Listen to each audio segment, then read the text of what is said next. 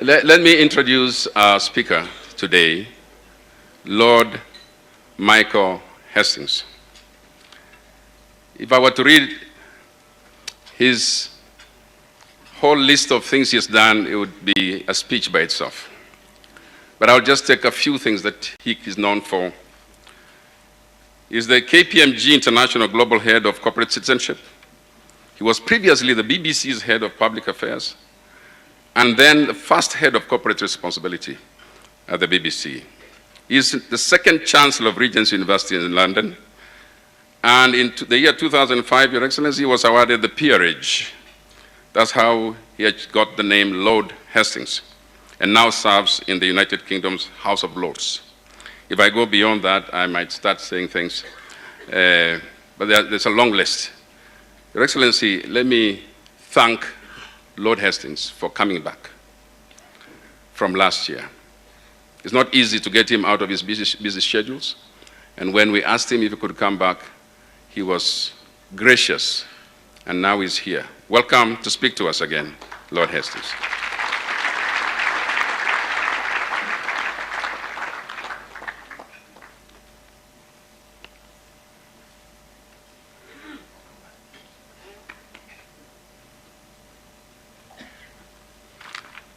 My coffee.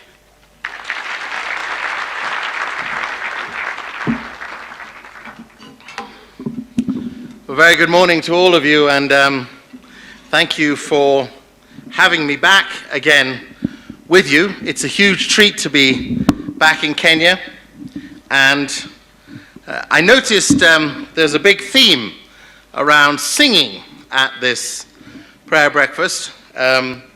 I noticed too, Mr. President, that you were wise enough to join not the parliamentary choir.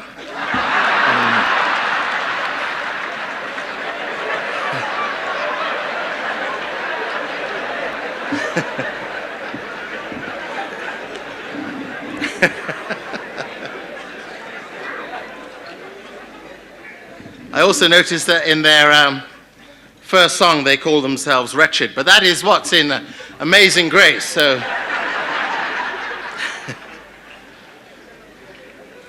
Mr. President and Mr. President of South Sudan, thank you for having me with you. And I have two requests from my country back home.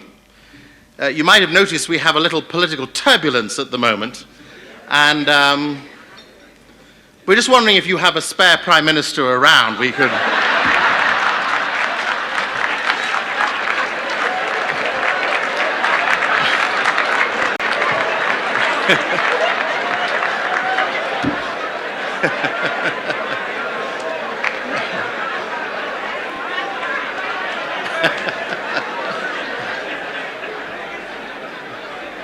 Genuinely, all offers gratefully received. The British Airways flight tonight will take you back. We'd love to have you. I also that Her Majesty the Queen sends a special request, because next week she will host President Trump, and you were lucky to have President Obama here, and she asked if that famous treehouse is still available for a break afterwards.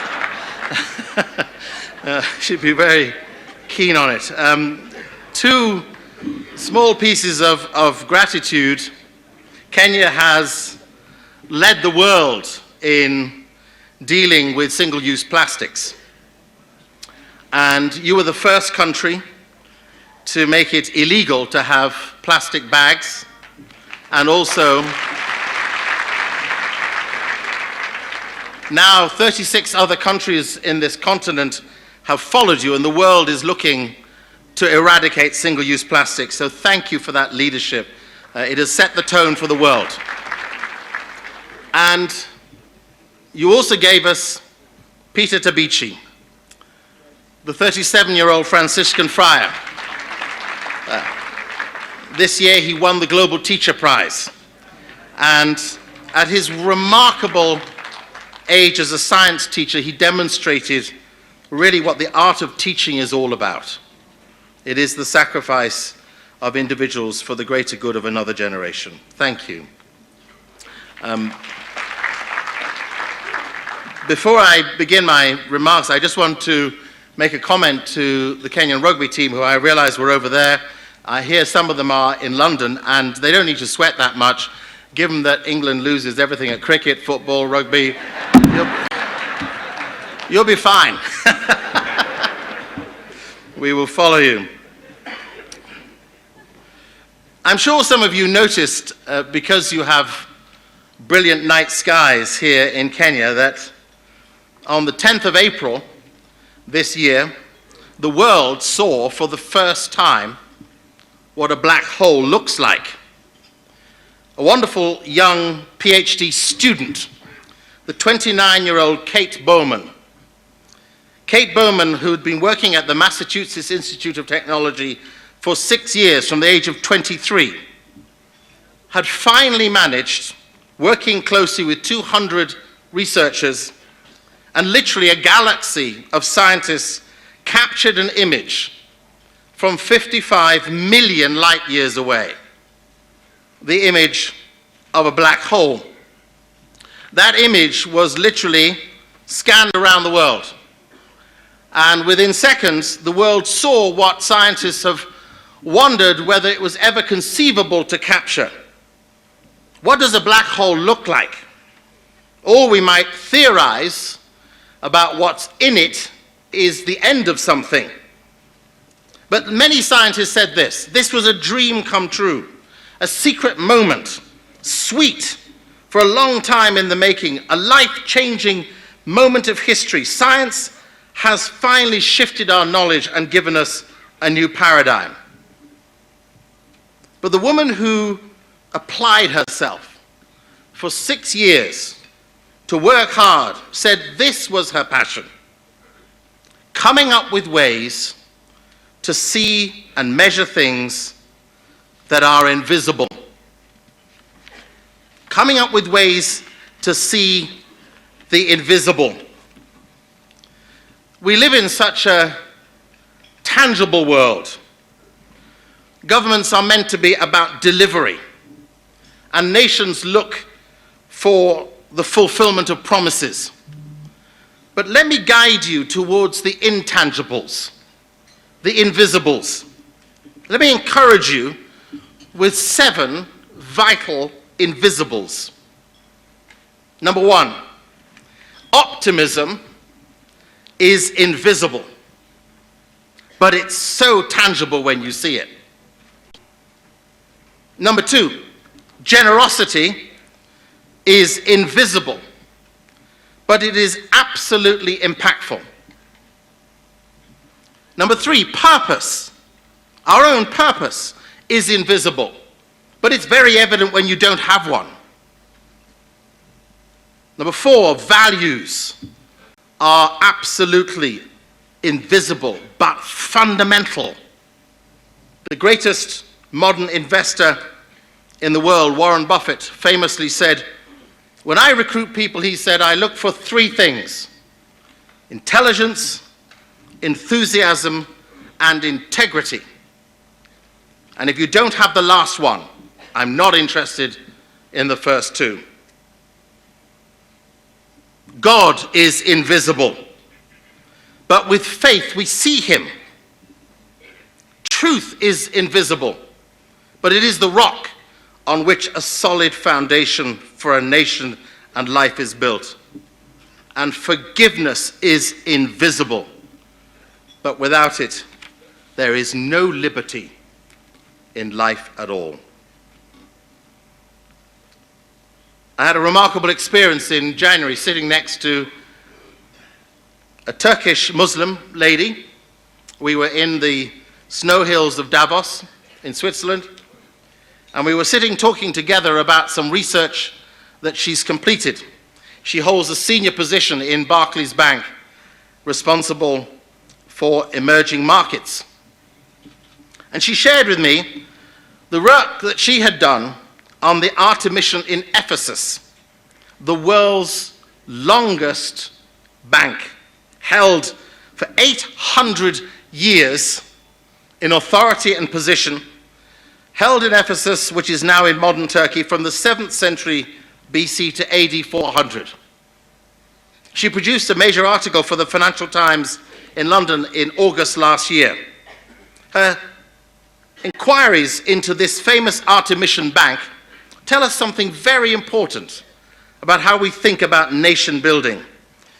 The Grand Temple of Artemis in Greece was one of the 7 wonders of the world at the time. A great banking institution held in high honor and regard.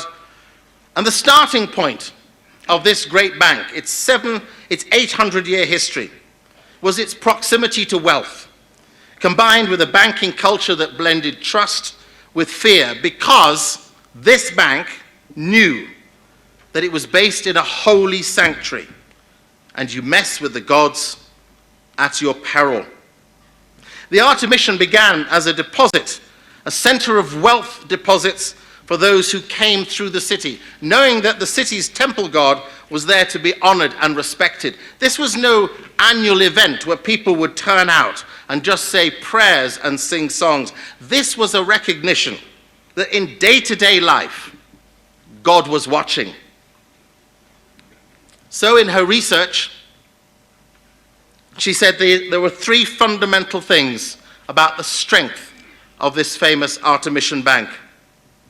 Now, I say this because you'll all know there isn't a single financial institution in the world today that passes more than 340 years.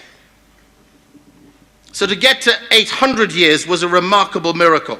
Here were the 3 fundamentals of that famous Artemision bank. Number 1, it had a high purpose. It had a high purpose. It knew that it was accountable to the goddess, and there was a strong ethical code. The guiding high principle was that sound financial performance sustained a nation's quality of life. Second, leadership. The leadership of the bank was governed by and characterized by high levels of personal accountability. Trust, and these were the words she researched in depth, trust was connected to the quality of the society it operated in. And thirdly, there was a clear view of risk. Clarity and transparency were the fundamental underpinnings of the financial system of the day. I think we have to think about the way we run our economies and think about our societies as based upon those fundamental values: high purpose, clear accountability, and transparency. All we say about corruption is meaningless unless we know we are accountable for our actions. Just a couple of weeks ago, on May the 7th, a wonderful man called Vanier finally died. He'd suffered a long illness. He died at the age of 90. And the Economist newspaper wrote of him in its obituary on the back inside page of its edition dated May the 18th. Vanier was the founder of the L'Arche communities worldwide. He began his work in 1964. He began his work when he first came across the people who he saw as despised and disregarded because their mental condition, their inability to function in the way that most people took with the ease and flow of life, their mental condition meant that they were considered almost to be the horrors of society. He began a work of housing severely disabled people. It eventually led to a network of 150 house communities in 38 countries, from India to the Ivory Coast, from Honduras to Palestine. The Economist writes this about Vanier. For him, it said, L'Arche and the people it served were rooted in following Jesus. Whatever was done for the poor, the suffering and the imprisoned was done for Jesus. For Jesus too was vulnerable. He too was a servant. He moved to wash men's feet. And that, said Vanier, was the guiding principle under which he led a worldwide movement. He said this of those most disadvantaged and in some ways disabled of people. They would teach him that in their rejection, but in their joy, he discovered that being despised and sometimes isolated allows us the tribute of connecting with those on the weaker sides of society, serving them with intimacy and commitment, and creating for them the dignity God bore them with in the first place. To have a society that is based on the attention of the most weak is a generous, good, sound society. Now you'll know that just a week ago, the world's largest democracy, India, finally declared the results of its elections. Many countries have a lot to learn from India. My great-grandfather came from India. It's in my blood. My father was born in Angola, but his parents were from the Calcutta region. And I was reading the speech of Nehru, the first Indian Prime Minister from 1947, at the point at which India received its independence. Many of you will know that it was indeed a bloody and uncomfortable history, a place of great shame for those who held India entrapped. Well, Nehru was the leader for 17 years. And what I was particularly astounded by was his speech in 1947, on the first day in which India became a free nation. Prime Minister Modi just won an outstanding election.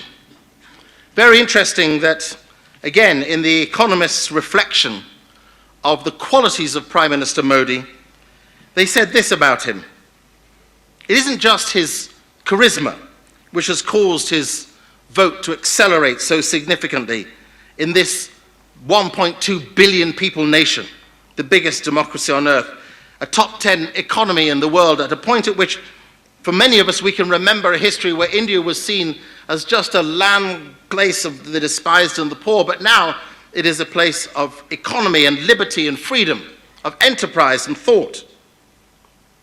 But this is what The Economist also said of Mr. Modi. Mr. Modi, said, appears to rise heroically above his foes.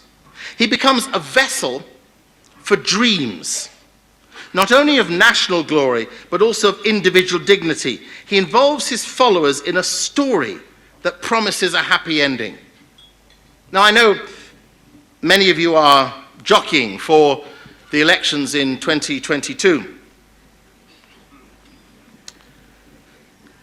But let me encourage you to think about how Modi became a man of dreams and how Nehru set out a challenge to his nation that I know your president holds dearly to his heart. Think about these things first. This is what Nehru said. At the stroke of this midnight hour in 1947, when the world sleeps, India will awake to life and freedom. A moment comes, which comes but rarely in history, when we step out of the old to the new, when an age ends, and when the soul of a nation long suppressed finds utterance. It's fitting that at this solemn moment, we take the pledge of dedication to the service of our country and to her people. He went on to say, are we brave enough and wise enough to grasp this opportunity and accept that the future is our challenge? The future is not one of ease or resting, but of incessant striving, so that we may fulfill the pledges we have made so often and the ones we must take on board today. For the service of the millions who suffer, said Nehru, the service of the millions who suffer, it means the ending of poverty, the ending of ignorance, the ending of disease and inequality. It means the ambition that the greatest men of our generation have long seen to wipe away every tear from every eye. That is what lies before us, and that must be our purpose. As I have been watching the issues we've struggled with back home. If there's one thing that has bothered me, not just in the UK, but across Europe, North America, and elsewhere, it is that people's faith in democracy is declining. To vote is no longer a potent moment. When Mr. Mandela was elected as president in South Africa, 89% of its voting people came out to vote. Just 2 weeks ago, just 43% came out to vote. Democracy is in trouble. Leadership is not necessarily seen to be about the cause of the people. So I was fascinated by an article written in the Financial Times by the economist Martin Wolf. He was assessing the pressures of democracy worldwide. And he said there are 10 critical principles that every leader in government must pay attention to and hold so that we can preserve the value of democracy and the significance of the people's right. Here are the 10 principles. Number 1, leadership matters.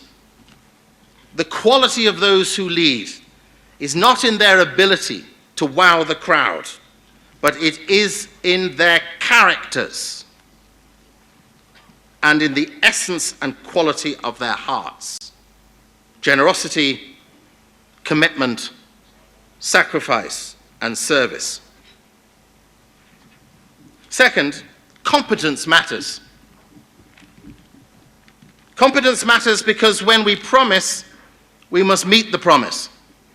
Competence is less about what others demand, but more about what we know we have promised to fulfill, and therefore we will.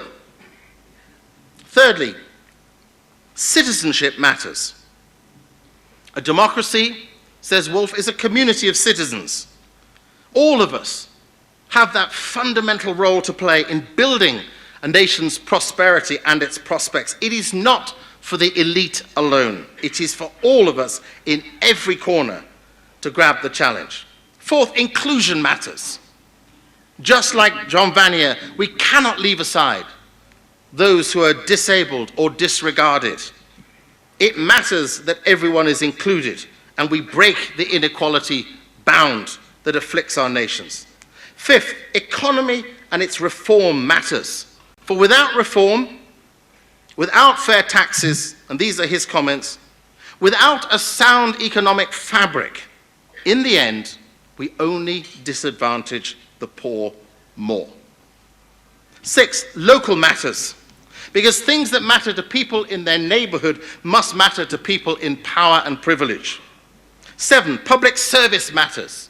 That public service is not about public servants, but is about the opportunity every one of us has to grab a duty at our corner and do something with it. Number 8, globalization matters because we live in a world we must serve and set an example for, and that's why the work you've done on plastics is so powerful. Number 9, looking ahead matters. A vision must be bigger than the moment of an election, he says. We must always see way beyond the horizon and think in decades and generations. And finally, complexity matters. A politics that rests on popular anger and despotic whim is sure to fail. The only question is how long. The right response has to be a politics that's based on realism, hope, and opportunity.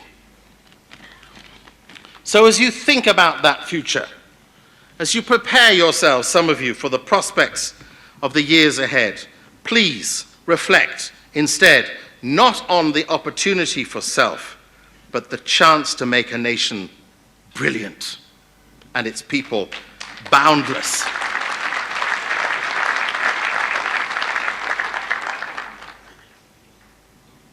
Let me wrap up with reading you a psalm, the prayer of Moses, Psalm 19. Lord, you've been our dwelling place through all generations. Before the mountains were born, or you brought forth the whole world, From everlasting to everlasting, you are God. You turn people back to dust, saying, return to dust, you mortals. 1,000 years in your sight are like a day that has just gone by, or like a watch in the night. Yet you sweep people away in the sleep of death. They're like the new grass of the morning. In the morning it springs up new. By evening it's withered and dry. Lord, we're consumed by your anger. We're terrified by your indignation. For you have set our iniquities before you. Our secret sins are seen in the light of your presence.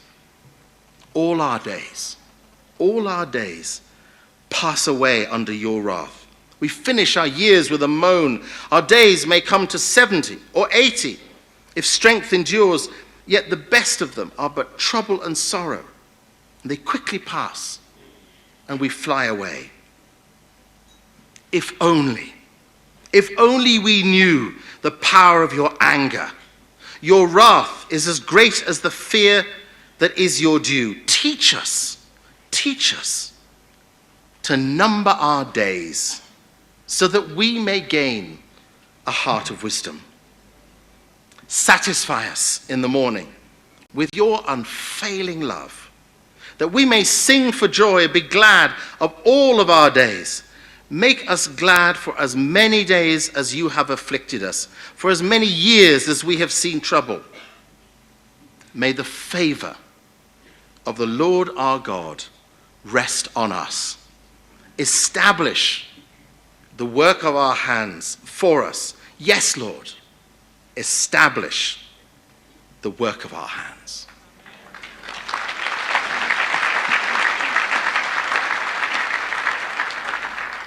Mr. President, for you and for your government, for all those you lead, may you discover and see the invisible and see God.